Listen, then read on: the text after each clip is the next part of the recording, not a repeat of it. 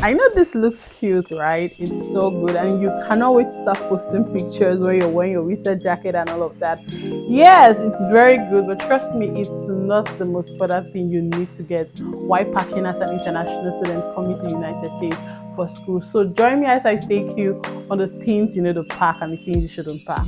Let's ride on it.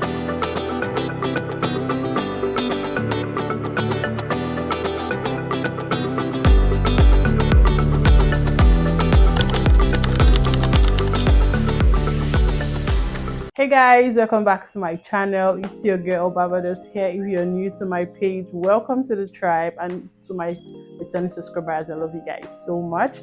So today I'll be talking about what you should pack when coming as an international student in the United States. So congratulations on your visa approval, and this is the stage where you need to begin to pack.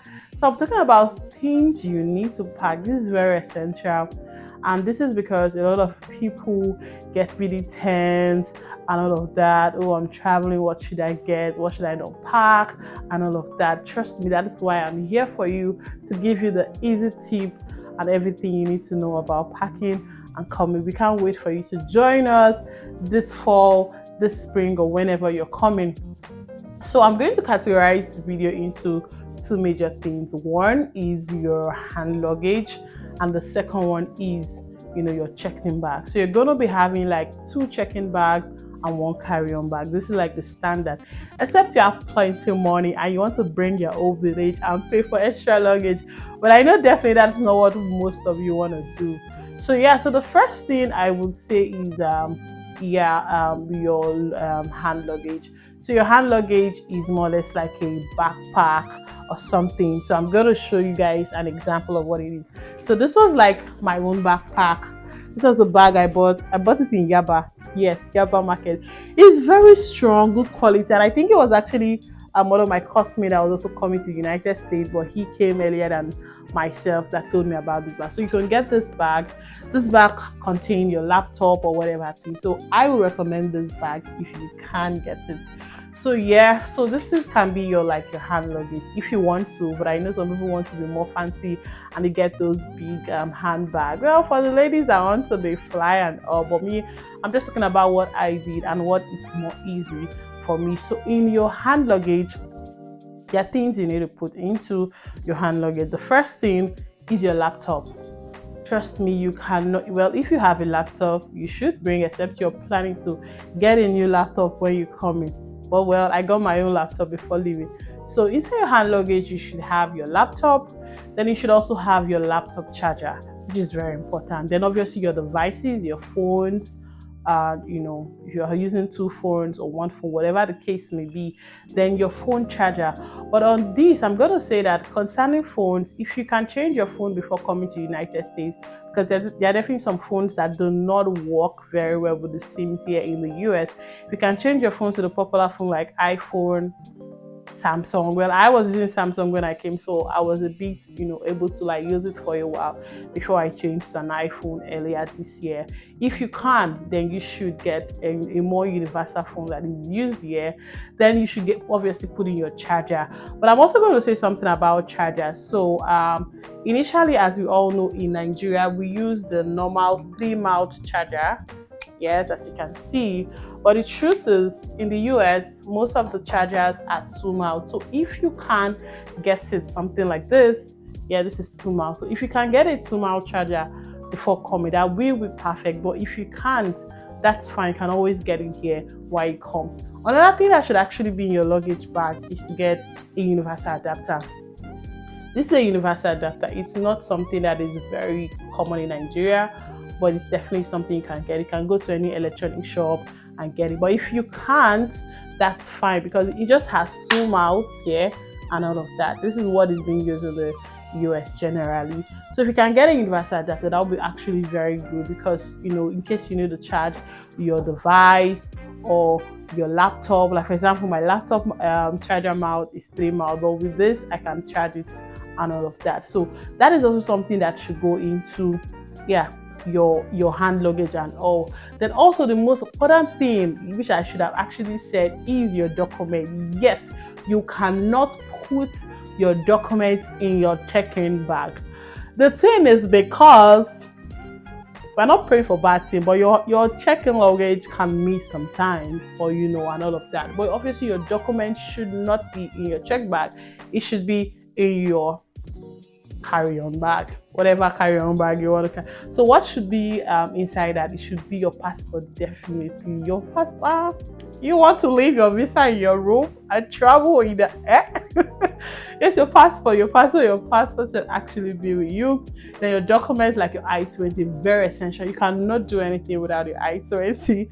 Yes, and other documents like your birth certificate, your living certificate, your transcript. There's ones like all the like documents you use in the whole process for your travel.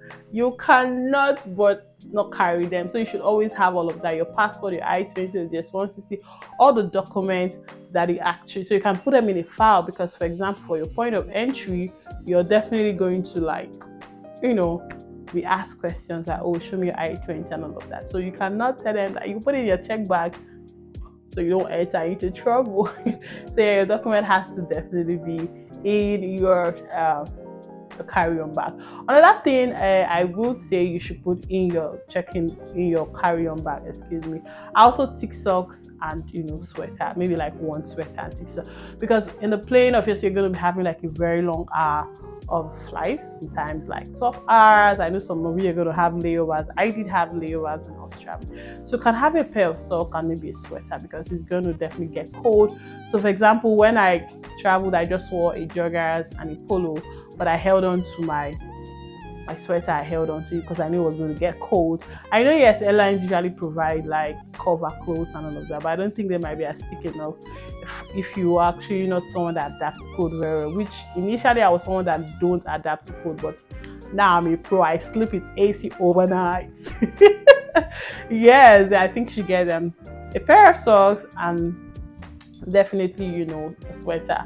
Okay, yes, another thing you can put in your carry-on bag is your I would say maybe chewing gum for those that have some kind of issue flying the height. I do have that. I usually have this very motion sickness whenever I'm traveling, but I think I've gotten used to it. You can have like a pair of gum, just to help you and all of that. And I also say you should put maybe medication like Flagyl, so that in case you have the kind of person that will have maybe stomach upset, because of the kind of food. Obviously, the food are very good. Trust me, you're gonna like them. But just in case your tummy decides to embarrass you, but your tummy don't embarrass you. But in case, just have something like Flagyl in your Why am I always saying checking bag? In your carry-on bag. Yeah, we're still on carry-on bag.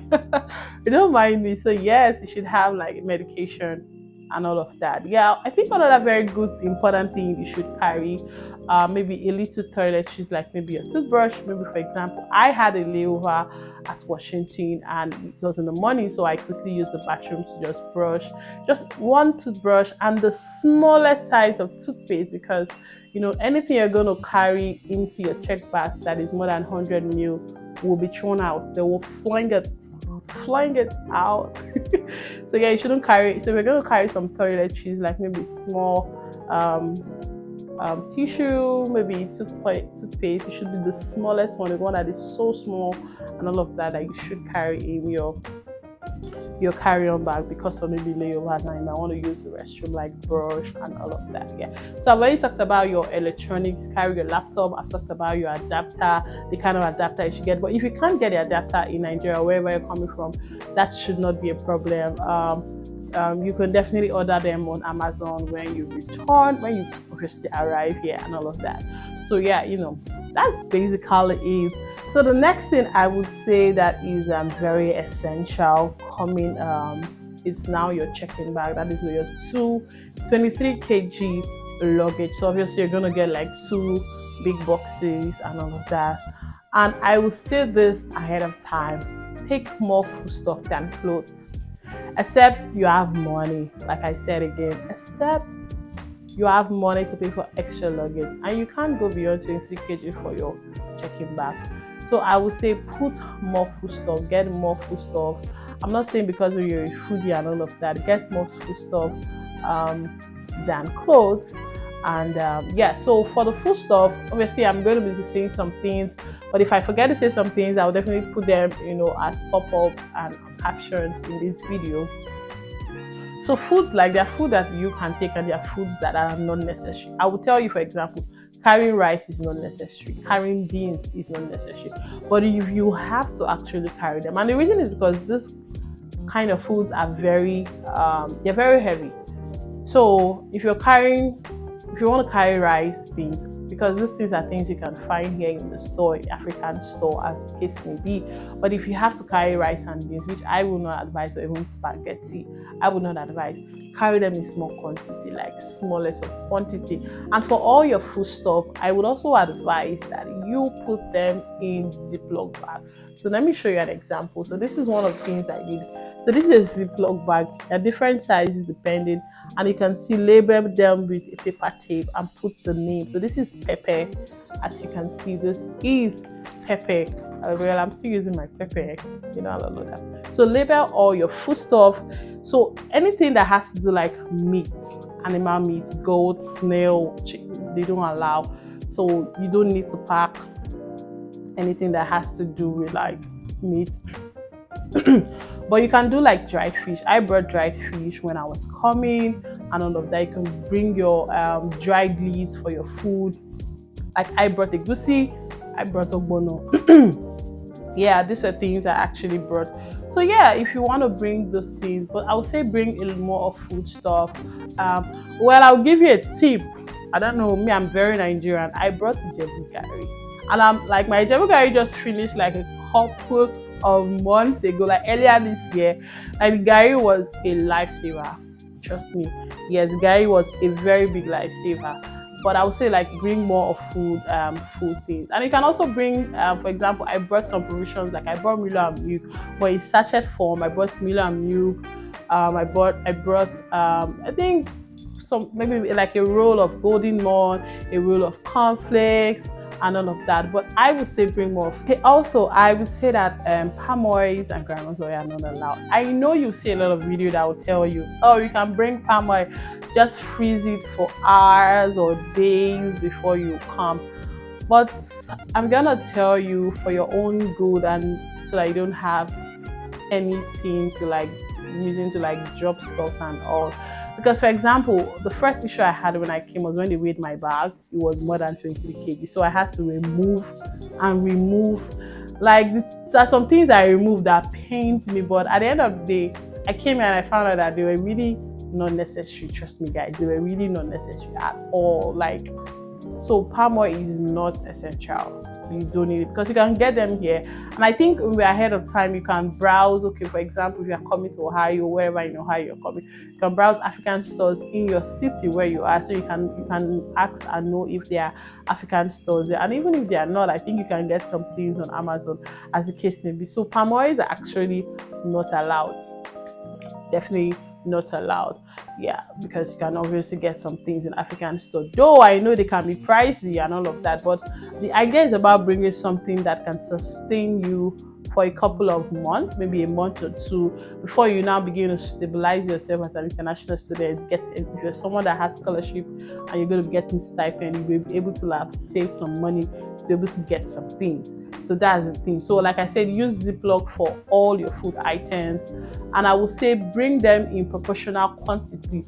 Don't bring them too large, because the thing is, it's going to, like, these foodstuffs, they have weight. So if you're going to bring a lot of things, a lot of foodstuffs, they have a lot of weight. So by the time you're putting maybe 25, maybe 15 kg of beans, 50 kg of rice, 15 kg of spaghetti, it's like full, and you'll not be able to bring anything. Another thing I know, I brought personal with sachet tomato and seasonings. Yes, I brought my seasonings.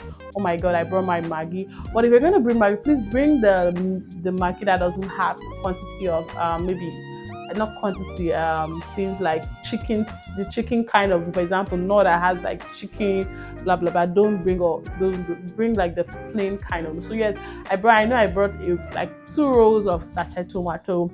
I brought my seasonings, my Maggi, my curry, my thyme. I brought all those things. But in listening to quantity that can sustain you, because obviously you're not cooking for the whole village. You're just cooking for yourself. So you're not going to waste so much. You don't need food stuff that will last for like 1 year. Bro, calm down now. Are you bringing the whole of Nigeria? You don't want them to eat the Nigeria again. So the second thing that you should pack are now your clothing and your personal things. Yes, this is very essential. But I would say that you shouldn't bring all your life clothes, the clothes you've been using when you're in primary one to now. I'm just kidding, that's not what I mean. But I think for your clothes, the essentials, you should not bring, and there are ones that you should bring. For example, winter jacket. You're gonna be coming, if you're resuming in the fall, you're gonna be coming in the period when it's hot. Yes, the weather is gonna change sometime in like October, November, December, depending on the city and the state where you're in. But I would say just bring the basic clothes. Bring a pair of tops, shirts, jean trouser, joggers. Where I brought a lot of joggers. I didn't even buy like jeans. But yes, you should bring maybe like some pairs, maybe like 2 or 3, jean. You bring joggers, you bring top or polo, as the case may be. Yes, I also advise that you should bring at least a pair of sneakers. Well, most times that is what you're going to be wearing traveling. Like I wore like my pair of like sneakers because I only brought 1 sneakers when I was coming, and that was what I used to travel. That was the only sneakers I have. I brought a sneakers, and I actually brought like a sandal. There's this keto sandal. Yes, I brought it. So those are the only 2 like major footwears I brought. Then I also brought a slippers, just bedroom slippers. Yes, bedroom slippers is very essential. You will love your Nigerian slippers when you come here. You could also bring a pair of slides, those slides that you used to like walk around the house. I also brought like 2 pairs of church shoes and all of that. Yeah, so I think, just little quantity, and all of that, because the truth is you're still going to get some of these things here. Then yeah, bring reasonable clothes, because the truth is there's no need to buy winter jackets. I would advise, because first of all, winter jackets are very heavy, and a lot of times the winter jackets might not, you buy in Nigeria or wherever country you're coming from, might not be suitable for the weather you find yourself in your city. So why waste that, first of all, space? Because winter jackets are very heavy. You're going to collect a lot of space in your box. So why put winter jacket when you can use that and pack like 5 clothes in that space, and all of that? So I don't think that is actually very necessary. Just bring reasonable clothes. But I will advise to bring a lot of, not a lot, but a reasonable amount of your African attire. Well, I know this is one African attire, not really African, but this is danshiki and all of that. If you have like Ankara wears, which they are very expensive here. If you have like those Ankara wears, maybe your church clothes and all of that, I think you should bring them. Like sometimes I wish I had brought like even some more of my Ankara wears than my English wears and all of that, because getting African attire here can be very difficult, because you're going to need it for church. So that's why I said pair of shoes you could use, maybe 1 or 2 pair of shoes you could use for church. Bring your church clothes, maybe like 4 or 5 that you're going to use for like a month or 2 before you begin to change. And it's not like you're going to be wearing only African attire to go to church, so they will know that you're African, you're Nigeria, you're Ghana, you're everything. No, but just to make you identify with who you are, your culture, your tradition, and everything. So yes, bring those things and all of that. So yeah, you also need to like, for ladies, you can bring your makeup. I would advise that you should bring your makeup. And also for the ladies, please and please, I beg you in the name of Jesus Christ, you can please braid your hair when you're coming, because you're going to use that for a long time before, like a month or 2, depending on how long you carry your braid. But please carry wig, because hair is expensive to make hair. I kid you not. Like hair is a very, very expensive to make hair. And if you can make hair as a lady, that is a top notch for you. And guys, obviously cut your hair before traveling. But if you can barb your hair, if you can learn that skill in the weeks you have or the 1 month you have before traveling, I will tell you that is a very good skill. Making hair and barbing hair is a very essential skill. So if you can do those things, fine. But if you can't, definitely you're going to pay some fee for it here. So yeah, for ladies, please bring your wig, because it's going to help you. It's really going to help you. Like that. Sometimes most people braid their hair like 3 times or twice in a year. You use wig, for the other period. So another thing I think you should pack, which I did, was a pair of bed sheets and pillowcase. Yeah, that's also very essential because you're going to be moving in the house you stay, except maybe you're already going to stay with someone that's been living here, or if you're just a new person, you definitely need your bed sheets and all of that. So that is very essential. Then you should also take your personal hygiene, like your cream, toothbrush, toothpaste, roll on, your personal things, your underwears. Yeah, because all these things I'm mentioning in this category are in your check-in bags because they are going to be in the belly of the fish. Sorry, the belly of the plane.